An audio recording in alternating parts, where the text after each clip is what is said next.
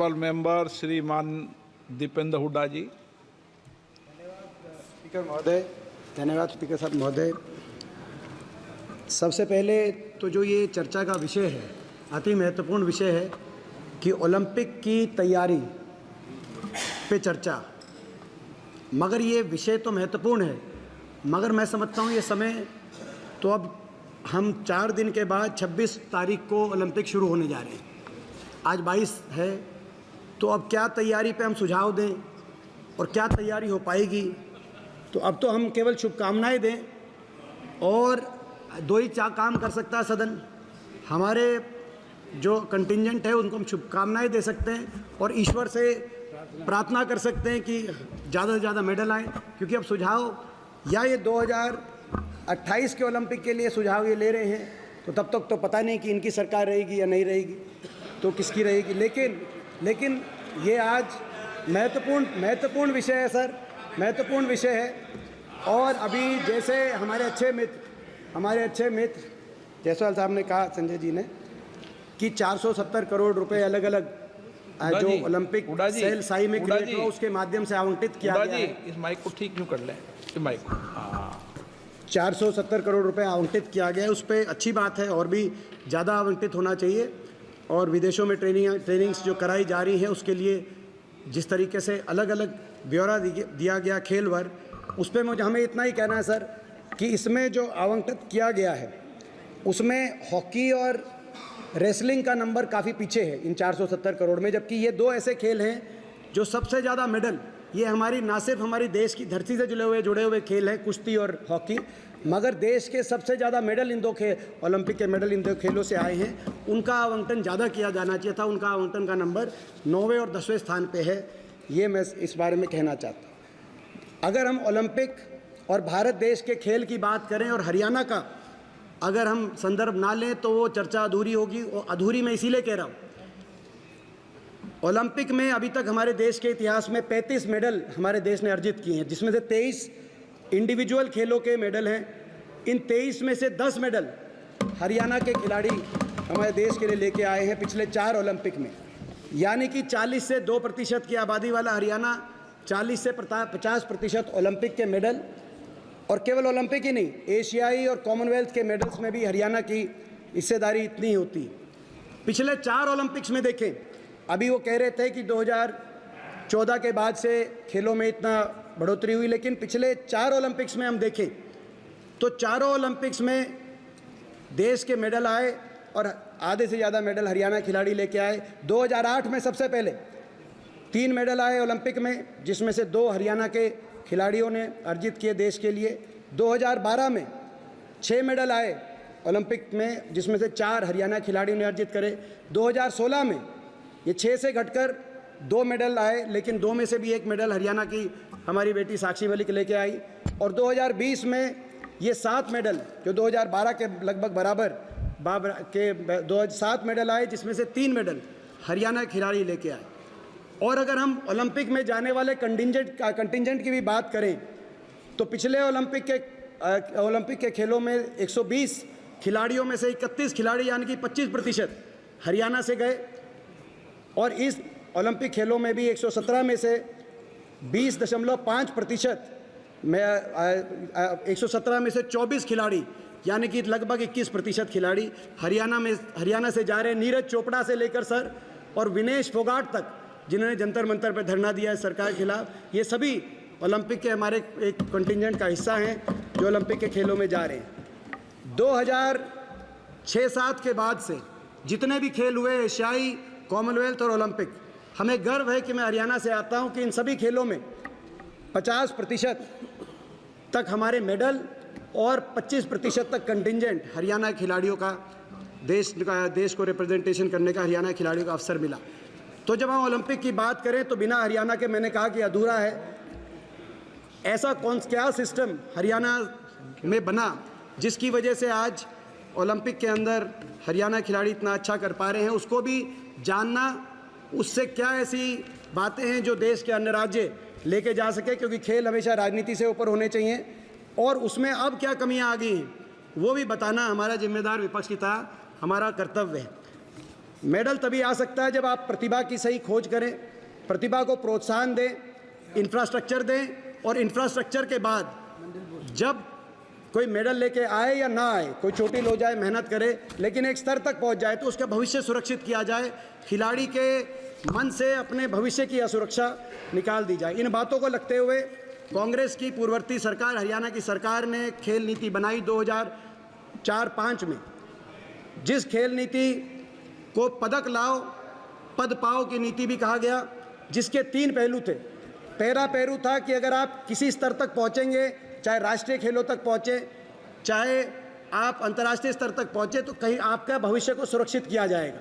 इस नीति के तहत 500 से ज़्यादा अलग अलग पदों पे खिलाड़ियों की नियुक्ति हरियाणा सरकार ने की उस समय, जिसमें डीएसपी लेवल पे चाहे वो अंतर्राष्ट्रीय पहलवान जोगेश्वर दत्त हो, चाहे अंतर्राष्ट्रीय मुक्केबाज विजेंद्र सिंह हो, चाहे अंतर्राष्ट्रीय पहलवान बबीता फोगाट हो, इन सभी खिलाड़ियों को डीएसपी से लेकर और अन्य पदों के ऊपर हरियाणा सरकार में मौका दिया गया। दुर्भाग्य की बात है सर कि जो नीति थी पदक लाओ पद पाओ, नियुक्तियां देने की नीति, पिछले 10 वर्ष से जो भाजपा की सरकार है इस नीति पे रोक लगाने का काम किया।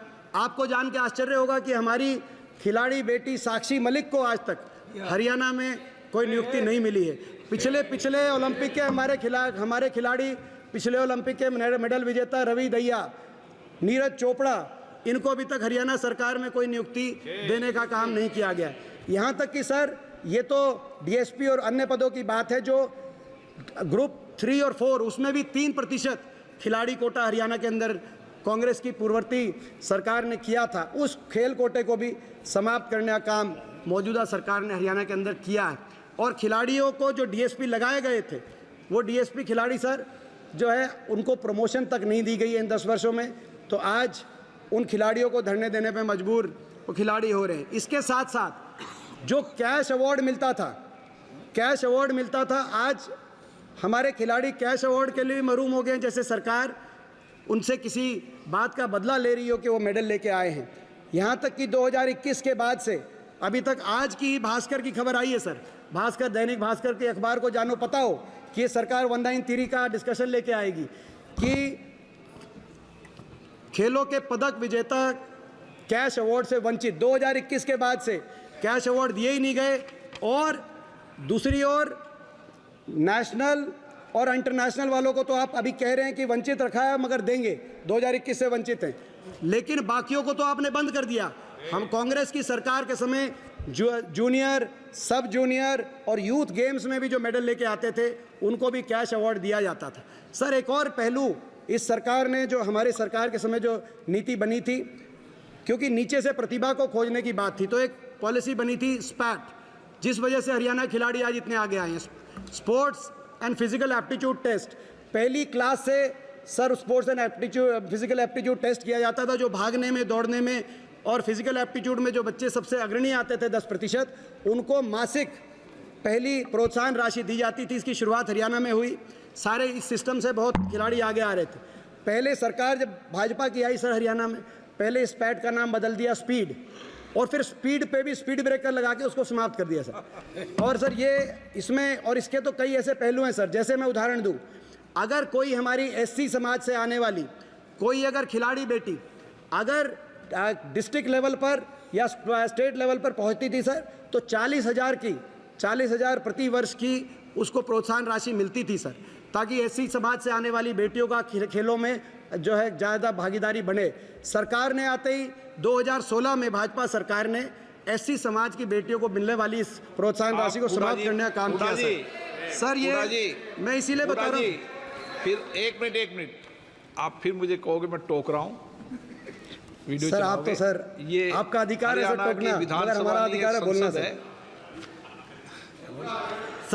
ये सिस्टम, हरियाणा का स्पोर्ट्स सिस्टम सर कैसे आगे जाए सर, और उसी देश का जब आधे मेडल हरियाणा के स्पोर्ट्स सिस्टम से आ रहे हैं तो उस पर भी चर्चा हो सर। इसके साथ साथ इंफ्रास्ट्रक्चर भी मैं कहना चाहूँगा सर। हमारे समय 232 हरियाणा में राजीव गांधी स्पोर्ट्स स्टेडियम बने थे और 6 अंतर्राष्ट्रीय स्टेडियम कॉम्प्लेक्स बने। दुर्भाग्य से, और इन स्टेडियम्स में सर नर्सरीज और कोचेज़, ताकि हर स्पोर्ट्स स्टेडियम में, ग्रामीण स्पोर्ट्स स्टेडियम के अंदर किसी न किसी एक खेल की नर्सरी बने और उस पर हम ध्यान केंद्रित कर पाएँ। मगर मौजूदा सरकार ने सर वहाँ इन नर्सरीज़ को बिल्कुल ही नज़रअंदाज करते हुए पिछले 10 वर्ष में एक भी कोच की भर्ती हरियाणा के अंदर नहीं हुई सर। और जो स्टेडियम्स हैं उनकी दुर्दशा, रोहतक के स्टेडियम की, अम्बाला के स्टेडियम की सर दुर्दशा। और अम्बाला कैंट में तो सर एक ऐसा स्टेडियम है जो पिछले 7 वर्ष से कंस्ट्रक्शन जिसमें चल रही है, आज तक उसमें कंस्ट्रक्शन ही पूरी नहीं हुई। ऐसा सर व्यवस्था आप हरियाणा के अंदर देख पा रहे हैं सर। मैं ये भी इसमें कहना चाहूँगा कि जो खिलाड़ी है, खिलाड़ी का भविष्य सुरक्षित किया जाए, इंफ्रास्ट्रक्चर क्रिएट किया जाए, प्रतिभाओं को आगे निकाला जाए। इसके साथ साथ एक बहुत बड़ी बात होती है सम्मान, खिलाड़ी को सम्मान मिले। सर आज अगर हमारे खिलाड़ी दुनिया में जाकर दूसरे देशों के खिलाड़ियों से लड़ेंगे अपने देश का झंडा उठाने के लिए, तो उनको सिस्टम से लड़ना ना पड़े, उनको अपनी सरकार से लड़ना ना पड़े। आप विनेश फोगाट को क्या कहेंगे सर जब वो ओलंपिक में जाएगी हमारी बहन? सर कितने महीनों तक इन बेटियों को अपनी सरकार और सिस्टम से लड़ना पड़ा सर। सुप्रीम कोर्ट ने कहा, उसके बाद एफआईआर हुई नहीं, सरकार ने एफआईआर भी नहीं करी। जो बेटियों से छेड़छाड़ के मामले में क्या कारण था सर, हमें नहीं पता क्यों एफआईआर नहीं की गई। क्या वो स्पोर्ट्स फेडरेशन के अध्यक्ष थे या वो भाजपा के सांसद थे सत्तारूढ़ दल के? जो भी कारण रहा सर, इस तरह की बात होनी नहीं चाहिए सर। खिलाड़ियों को तो सम्मान, जिन खिलाड़ियों जब वो मेडल लेके आते हैं सर, उन खिलाड़ियों के साथ फ़ोटो खिंचवाने के लिए सर सरकार के मंत्री एयरपोर्ट पे पहुंच जाते हैं सर। लेकिन उन बेटियों के साथ अगर कुछ गलत हो गया सर, और एक नहीं सर 6 ओलंपिक विजेता बेटियां, और वो धरने में बैठी हैं सर, उन धरने के वो मेडल के जब जीत के आई थी, जो उनके साथ फ़ोटो खिंचवा रहे थे सर, वहाँ पर जाकर सर किसी ने उनकी बात तक नहीं सुनी। और यहाँ तक सर यहाँ तक सर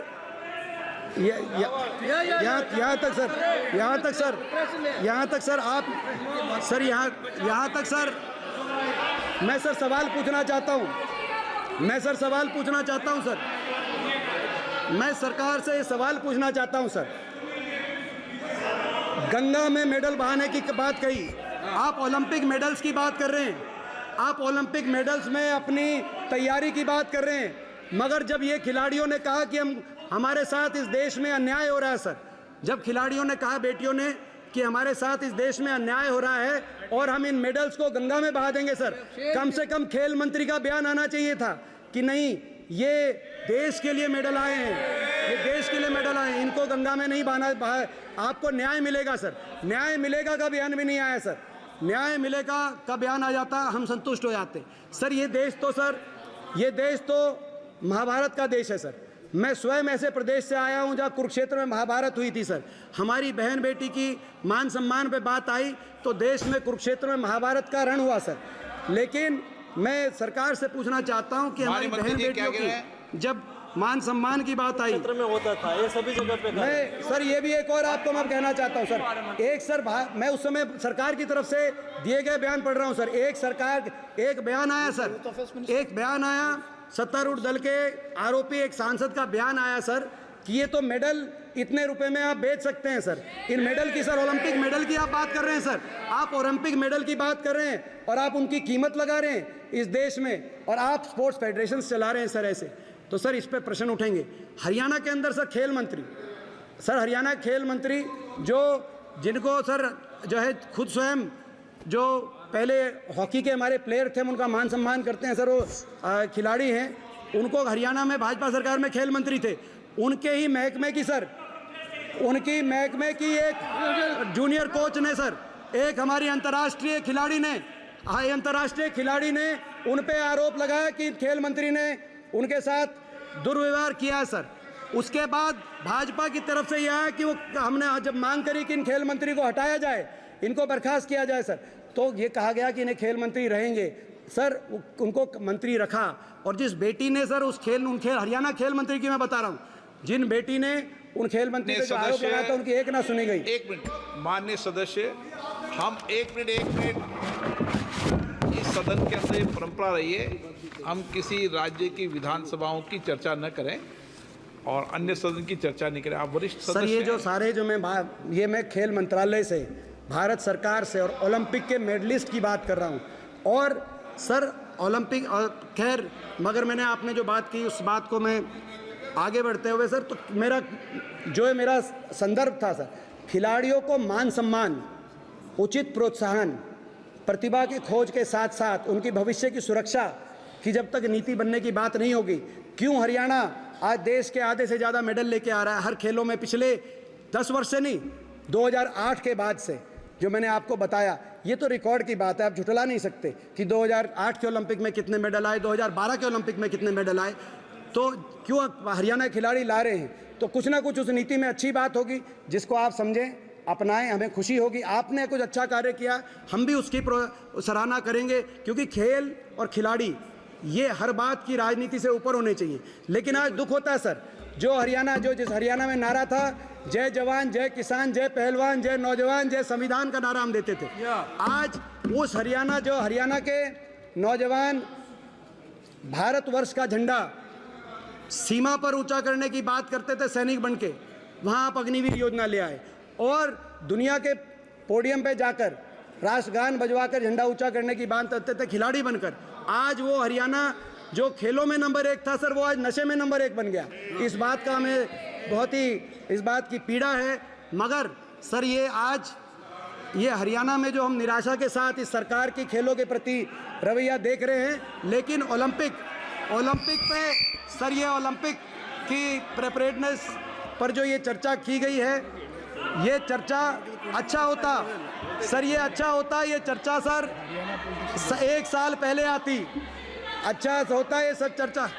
सर इनको क्या तकलीफ है सर? मैंने ऐसा क्या गलत कहा सर? मैंने ऐसा क्या गलत कहा सर? मैंने ऐसा क्या गलत कहा सर?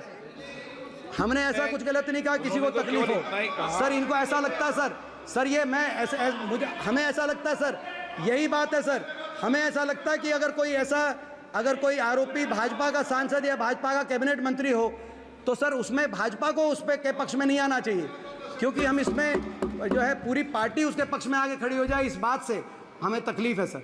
सत्तारूढ़ दल को उनके पक्ष में नहीं आना चाहिए, पूरी पार्टी को उनके पक्ष में नहीं आना चाहिए। किसी ने अगर खिलाड़ियों का शोषण किया है तो वो अपराध है, उस अपराधी को अपना जो है समझता हूँ कानून का सामना करना चाहिए, ये हमारा संदर्भ है। खिलाड़ियों का मान सम्मान करिए सर।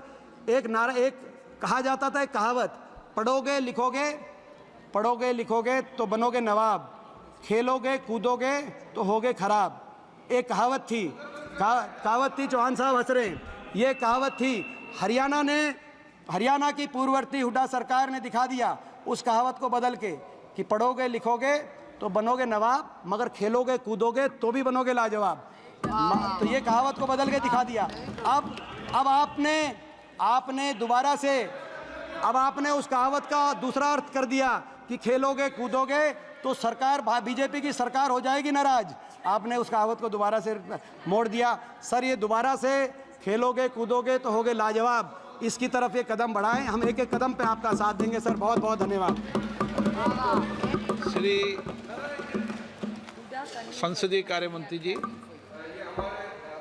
दीपेंद्र जी ने बहुत जोशीला भाषण दिया, मुझे अच्छा लगा। लेकिन क्या है, मेरा एक अनुरोध है, जो खेल मंत्री इसका जवाब देंगे तो जितने भी बोला है आप ज़रूर बैठिए, क्योंकि पिछले 10 सालों में जो काम हुए हैं स्पोर्ट्स के क्षेत्र में, पिछली बार मेरा एक्सपीरियंस था कि आप बोल के एलिगेशन लगाते थे और वो चले जाते, बाद में सुनते नहीं हैं। कितना ज़्यादा काम मोदी सरकार ने किया है वो आप ज़रूर सुनिए, और खिलाड़ियों के लिए और खेलों के लिए कितना मोदी जी का सरकार ने किया है वो खिलाड़ियों से सुनना चाहिए।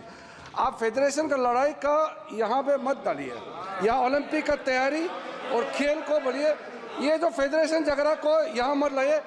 सर आप सुनिए, देखिए सर, खेल संघ में, एक मिनट, खेल संघ जो स्पोर्ट्स फेडरेशन होता है उसमें पॉलिटिक्स होना ही है, क्योंकि वो चुनाव करके ही आप वहाँ प्रेसिडेंट सेक्रेटरी बन सकते हैं, वो रूल है। तो जब किसी भी स्पोर्ट्स फेडरेशन में चुनावी के माध्यम से ही प्रेसिडेंट सेक्रेटरी बनते हैं तो वहाँ तो 2 भाग होते ही है। वो पॉलिटिक्स को यहाँ लेके मत आइए। आपने फेडरेशन पॉलिटिक्स को यहाँ पे मिक्स किया है। ये ओलंपिक तैयारी के बारे में बात कीजिए ना, जो खेल और खिलाड़ियों के लिए नरेंद्र मोदी जी ने जो किया है 75 साल में किसी सरकार ने नहीं किया है। आप यहाँ राजनीतिक भाषण मत कीजिए।